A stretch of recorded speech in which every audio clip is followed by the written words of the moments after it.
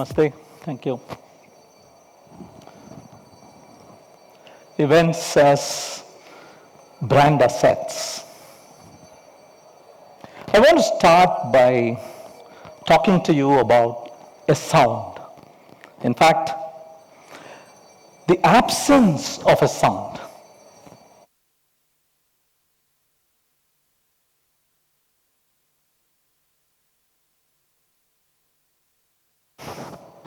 Yep. Oh, okay. 800 people gathered in the audience. Time is 5:58 p.m. That keynote speaker, you spent 4 months targeting her, inviting her over. She's the reason half the people are here in the crowd. And when you need it, her intro video doesn't play. She looks at the wings look at the AV room, and there is a person plugging, unplugging, fixing. Has it happened to you? Yes? Has this happened to you too? Your heartbeat went up during that time? Because she looks at the CEO looks at the event manager, and the event manager doesn't have anybody else to look to, just them. This silence is deafening. 800 people in the audience, 40 people are already tweeting about it.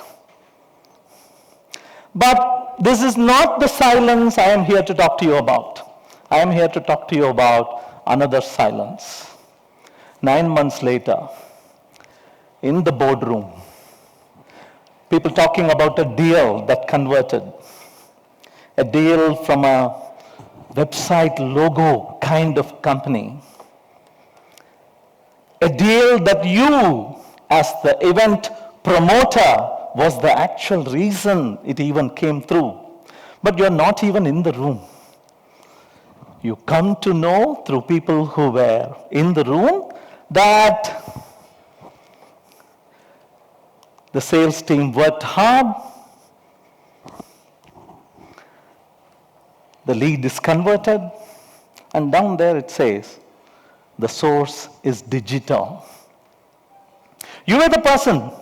You identified that person when they came in, when they sat in the third row, when they asked questions during the demo.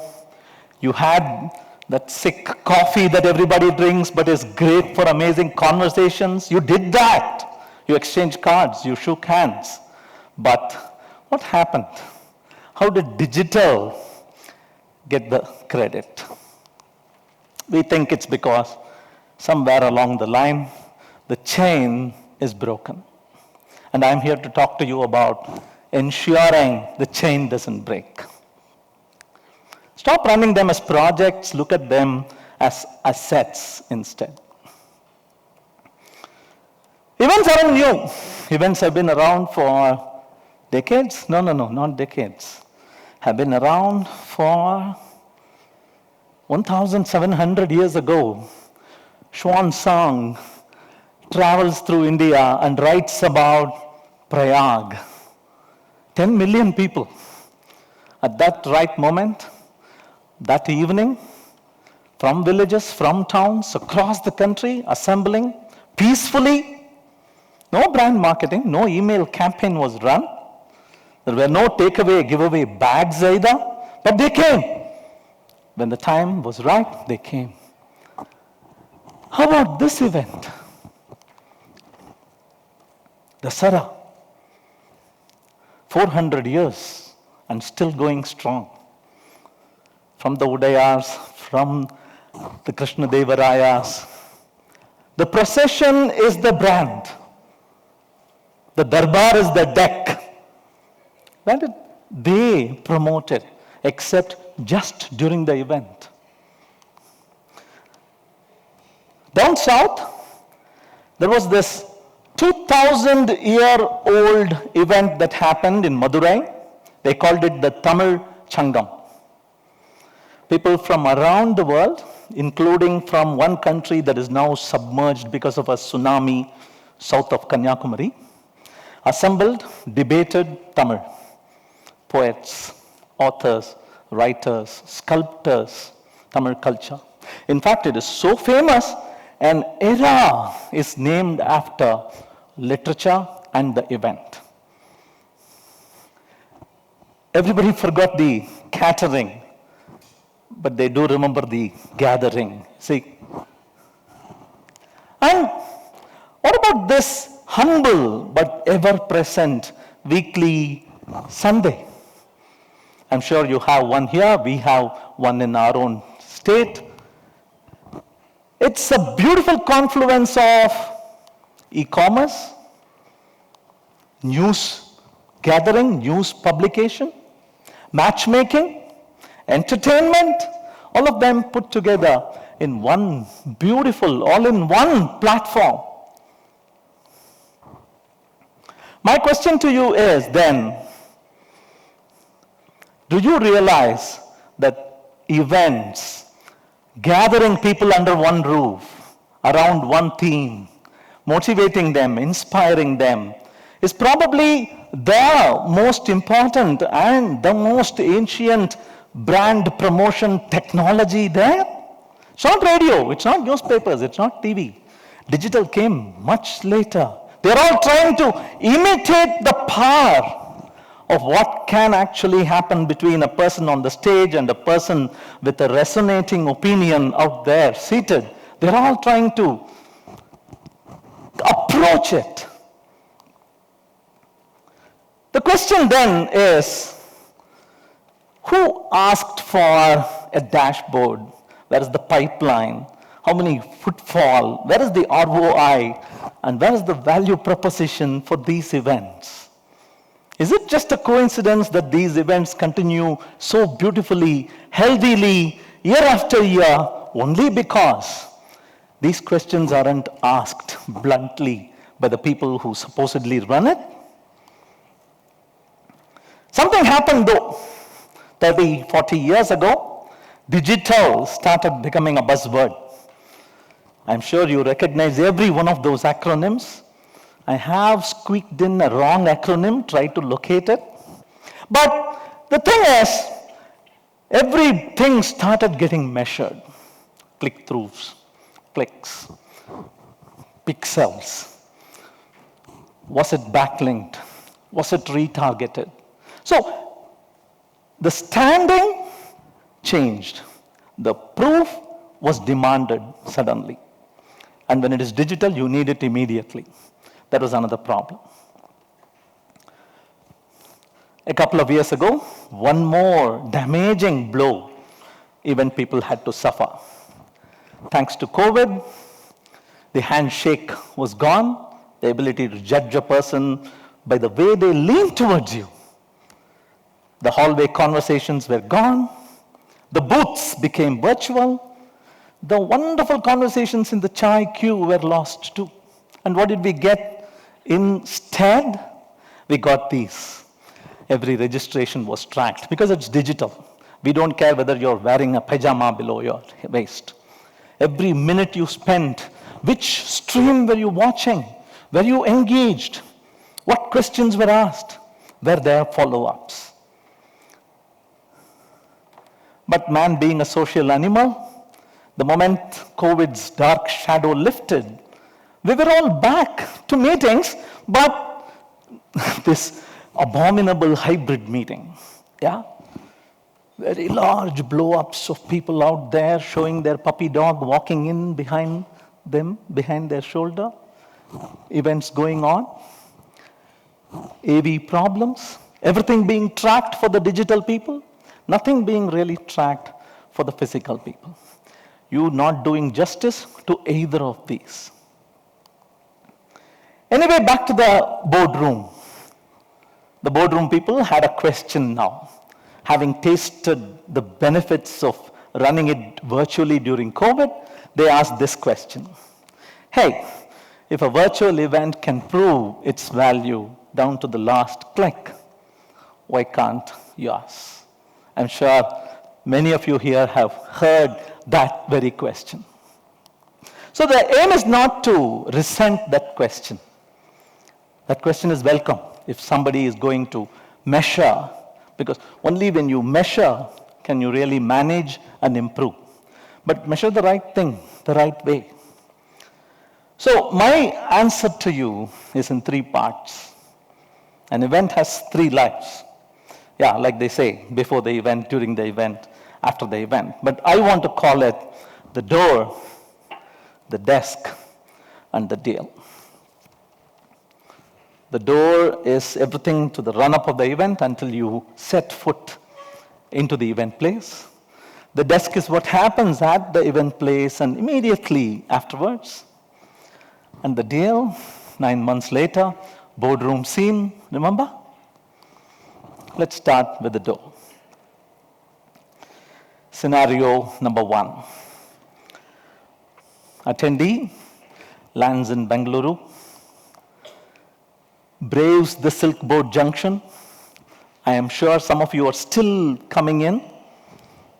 And what do we greet them with when they enter? A long queue. They've already said yes to you when they bought the ticket. They've already said yes once again to you when they committed, followed through by deciding to block time off their calendar. 2 yeses already, committed. And what do you give them? A long queue. And not just that, because badges have been printed already and you registered late, we use a marker pen and scribble Bijoy. Has that happened? Have you done it? Yeah? That is the brand. The same group of people who obsessed over that shade of blue to use on the left and the right. That authentic piece of metalware that they are packaging with the giveaways. The same people. Bijoy. Why does this happen? We'll come back to it. Scenario number 2. That super speaker, that keynote speaker, that specialist, the CEO has personally invited them. They are supposed to arrive 15 minutes late, and the event organizer is panicking. They're asking, hey, where is she? She has already entered through another gate, and she is walking past the stalls. Nobody knows who she is. She's feeling a little bad, and probably tends to, because very large space. And our man is waiting at the parking lot, the other parking lot, hoping that he's on time. Has this happened to you? Scenario 3. You go to the IT team. Hey, an event is coming up. We need a website to be done. Sorry, I can't. Product delay. Security bug thanks to something called Fable. The team is overworked. They can't build the website for you. The finance team says, sorry, automatic reconciliation will not happen. The payment processing, the gateway won't work. Too late. I need 2 more weeks.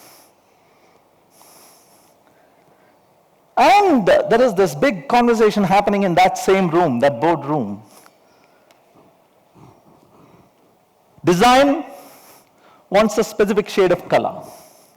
Content wants it in a particular taste. The CEO wants a longer keynote. Sales wants more booths. Brand wants fewer booths. In the middle is you, the lone representative of the person, the most important person who is not even there in that room. That's the person who is walking in. You are trying to hold the fort, trying to empathize with that person who is walking in and trying to raise your voice. You're torn in every direction. They keep using this picture. Diviksha, my friend, is here. Where is she? Yeah, please stand. One of the key event representatives at Zoho, she has decided that to be her hairstyle because she has no time to set it all up. Frazzled. Yeah? So I had you in mind when I drew this. Juggling everything from a calendar to speakers, to venues, to sponsors, to, to people internally. The number of click groups or the chat groups she is part of is too many to be not proud of. But we think it is this person, and this is the classic event organizer 3 days before the event. In fact, they enjoy it. They love doing this. What they are actually afraid of is what will happen when people walk through the door and all the efforts that they have put in during the weeks is lost because of these accidents that can happen at the door. So the door is won or lost in the weeks before it actually opens. Let's go to the desk. Again, I have a few scenarios for you. You can relate to them. The desk is where the actual economics happen. The speeches are done, the demos are delivered, cards are exchanged, connections are made, context is preserved, hopefully. But you're at the venue, the Wi-Fi isn't working because 1,000 people are all trying to check email perhaps. Somebody walks past your booth, you take their card and say, let me scan it, sir. We can continue the conversation, and it spins. Funny spin. Is it OS crash? Is it Wi-Fi? Has it saved? You don't really know, but he has moved on. What do? This is day 2, evening of day 2. You have been standing for 6 hours. What do? The person has just walked past. You add a note saying, good chat, interested, follow up. Save. Hopefully it saves. But 5 days later, the person who walked past, who showed genuine interest in your product or offering or service, receives a mail like this. Because the sales executive who processed all these leads saw good chat, interested. In what? Good chat about what? So our lady starts opening up and says, use this template. Dear sir, will you be interested in? He was already interested in it. The context is lost. Let's look at another scenario. Ask your account executive, the person who is in charge of sales. Ask them about an event that you're running. Ask them what they know about the event. Most of the times they'll say, I didn't know that there was an event happening. A few days later, they will say, I met the person who I was planning to meet. I didn't know that person was coming. Has this happened? It's happened to us. Yeah? So this salesperson is walking in blind. Also remember, even if you use software to manage an event, that's a glass cage. The people who walk in are called delegates, attendees, probably VIPs, and speakers. They are not mapped to your CRM. Who are they? Are they users? Are they power users? Are they partners? Are they prospects? Are they users of your competitor's product or services? You have no idea. And that's what happens. Chinese whisper starts. You start noting something down. You hand it over to the salesperson. The salesperson extends it. They have their own conversation, which is not audible to you because you have started planning your next event already. So this is the difference between collecting a card, just a name, an email address. That's just a moment. Versus using your mobile app or any other tool to collect information that is in-depth and contextual. Finding out which sessions they attended, what demos they watched, what their feedback was, what questions they asked. That is a gold mine of data. That is a relationship. So the desk's job is not to collect leads. It is to preserve context. Let's internalize that lesson. Moving to the third one, the deal. Some scenarios again. The event has just ended. There's an evening, probably late evening treat. There is a debrief. People talk about interesting experiences, things that got totally screwed up. The debrief room, same day. And probably there is an ROI calculation directly drawn from a template that somebody gave you. You fill up numbers, it predicts something, and you believe it. Then a survey is sent, you find an NPS. But what's missing here is a realization that impact takes time. It's probably 9 months before that chance interaction you had, that impact, that momentary spark that flew between the product or a service seller and the prospective buyer to really fructify. Are we ready for that long-term impact? The event marketing team is blamed. In fact, I was talking to a few people coming in, and they said, anytime, anywhere, anything bad happens, the first thing to get chopped off is, let's do fewer events this time. Yeah? Haven't we all heard that? Seriously? And that's because the numbers are produced elsewhere. You are not part of that defendant team that justifies the reason we should get together. I repeat, man is a social animal. We like meeting people. Just go back 5 years and remember what you were doing during COVID. You started developing a chat conversation with the milkwala because you were desperate. You are part of systems you don't control, and that's why there is a timeline that's ticking and you have stopped watching it and nobody else takes care of it.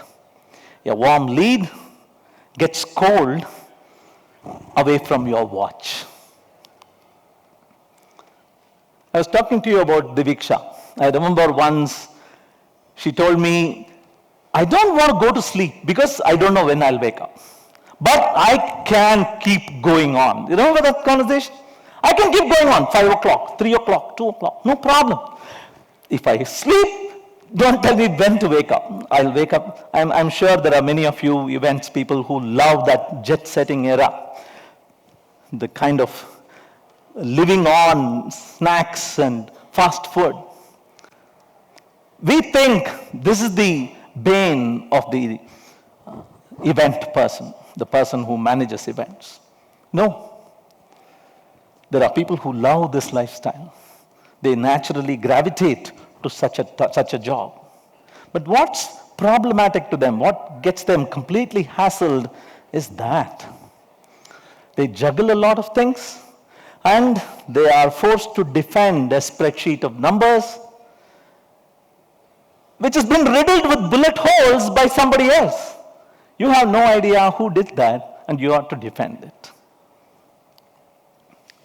So, the lesson at the deal is the event isn't over when the last person walks out. The event is over only when the last deal it influenced is closed. Chase it.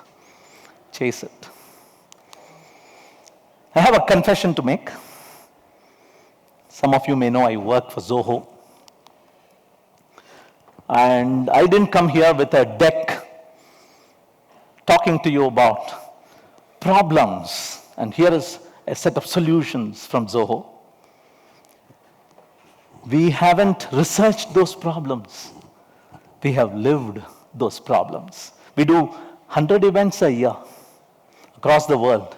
And every one of those problems, handwritten badge, where is that speaker, good chat, the account executive is blind, digital is taking all the credit, has happened to us over and over again. In every one of these events, those happened.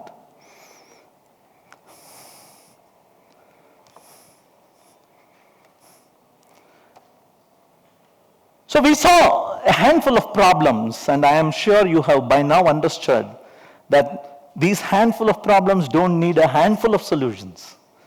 What you actually need is one solution to connect it all up.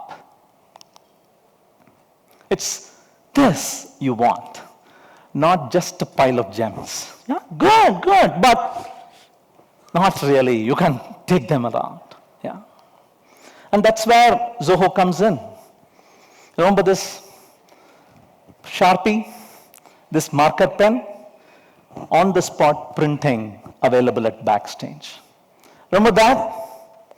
Your mobile app tells you when somebody has checked in and is on the premise. Remember this?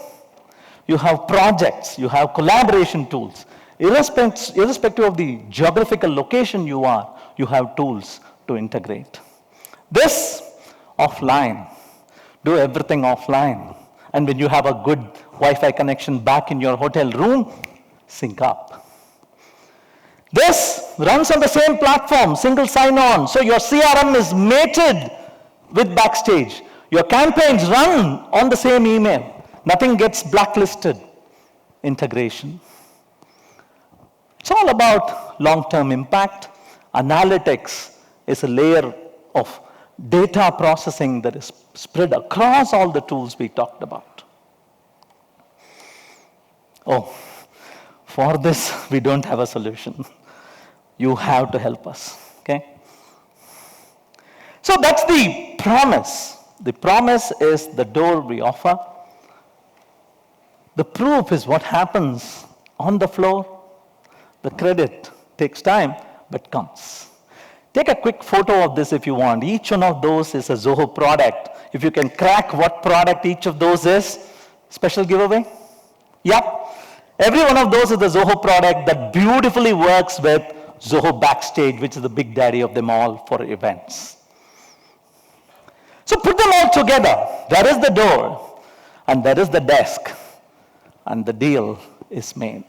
9 months later, but the conversation starts on the day of the event. Avoid this silence. Not the AV silence, but the silence 9 months later in the boardroom that we saw. I want to leave behind this beautiful doha from Kabir. Dhire dhire re mana, dhire sab kuch hoye, mali sinche sau gada, ritu aaye phal hoye. Don't be in a rush. Give it time. There are some things, to build things, Prabal often says that, to build things that are truly meaningful, that have a wide and deep impact, you need to give it time. And if you give it time, Kabir says, you can't do 100 pots of water in one day and want a mango to bear fruit tomorrow. No. But 100 days, 100 pots of water, on the 101st day, you can't say no to the mango. It will bear fruit. So you search for meaning in everything. Sometimes meaning takes time. Conversion takes time. Talking about meaning, this is my last slide. Just before coming on stage, I searched. Ye kya hai green room? Why is it called green room? Anybody knows the answer? There is no answer. Nobody knows why it's called a green room. Yeah, people painted it green because panicky presenters like me in Backstage wanting calm painted it green. Somebody in Britain applied a green base like the billiards table because it absorbs sound, whatever. But nobody today knows why it's called a green room. But we still call it a green room. Sometimes we create the meaning we are looking for. What do you say, folks? Yes? Thank you.